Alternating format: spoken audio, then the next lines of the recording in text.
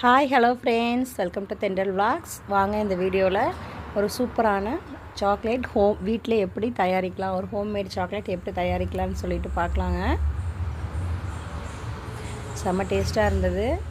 ஈஸியான மெத்தட் தான். கண்டிப்பாக நீங்களும் வீட்டில் செஞ்சு குழந்தைங்களுக்கு கொடுங்க. இதுக்கு தேவையான பொருட்கள் பார்த்திங்கன்னா சர்க்கரைங்க, ஒயிட் சுகரு, உங்களுக்கு வேணுன்னா நீங்கள் ப்ரௌன் சுகர் கூட யூஸ் பண்ணிக்கலாம். அப்புறம் பால் பவுடர், கொக்கோ பவுடர், அவ்வளோதாங்க. ஒரு கப் சர்க்கரையை ஒரு கடாயில் ஆட் பண்ணிக்கலாம். நான் கப் மெஷர்மெண்ட் இந்த கப்பில் தான் ஒரு கப் சர்க்கரை போட்டிருக்கேன். அதிலே 1/4 கப் தண்ணி ஊற்றிட்டு நல்லா கொதிக்கணுங்க. இந்த மாதிரி ஒரு கம்பி பதம், ஒரு கம்பி உடையக்கூடாது, அந்த பதம் வர வரைக்கும் நல்லா கலரி விட்டுட்டே இருங்க.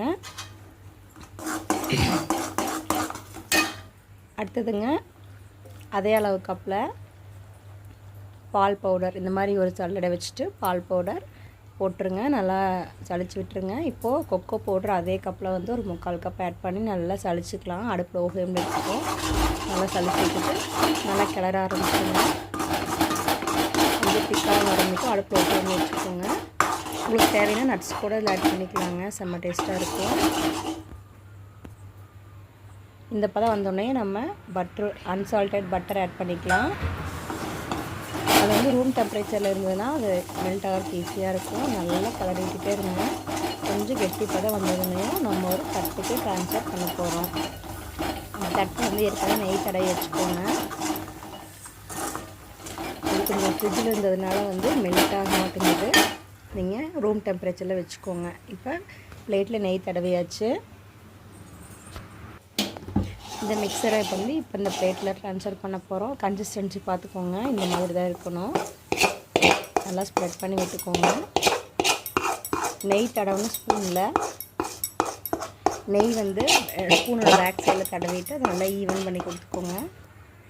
கொஞ்சம் நேரம் ஆறட்டுங்க. ஆறினதுக்கப்புறம் ஃப்ரீசரில் ஒரு 1/2 hour வச்சுட்டு எடுத்துருங்க. நம்மளுக்கு ஹோம்மேட் சாக்லேட் தயாராகிரும். இந்த மாதிரி கெட்டியாக வந்துடும். பீஸ் போட்டு சர்வ் பண்ணிடலாம். செம்ம டேஸ்ட்டாக இருக்கும். நான் ஒயிட் சுகர் ஆட் பண்ணியிருக்கேன். உங்களுக்கு வேண்டாம் அப்படின்னா துருவன வெல்லம் அல்லது நாட்டு சர்க்கரை இது வேணாலும் ஆட் பண்ணிக்கலாங்க. உங்களுக்கு ஒயிட் சுகர் அன்ஹெல்தி தான். எங்கிட்ட அவசரத்துக்கு ஜாகரி இல்லை, ஸோ நான் ஒயிட் சுகர் ஆட் பண்ணியிருக்கேன். இதை பீசஸ் போட்டுட்டு காட்டுறேன் பாருங்கள். கண்டிப்பாக வீட்டில் இந்த மாதிரி குழந்தைங்களுக்கு பண்ணி கொடுங்க, விரும்பி சாப்பிடுவாங்க. செம்ம டேஸ்ட்டாக இருக்கும். நட்ஸ் போட்டிங்கன்னா இன்னுமே நல்லாயிருக்கும். நட்ஸ்னால் நம்ம பாதாம், முந்திரி இதெல்லாம் கட் பண்ணி போட்டுக்கலாம். பீசஸ் எப்படி கிடச்சிருக்கு பாருங்கள். ரொம்ப டேஸ்ட்டாக இருந்தது. ஓகே ஃப்ரெண்ட்ஸ், நீங்களும் கண்டிப்பாக இதே மாதிரி செஞ்சு பாருங்கள்.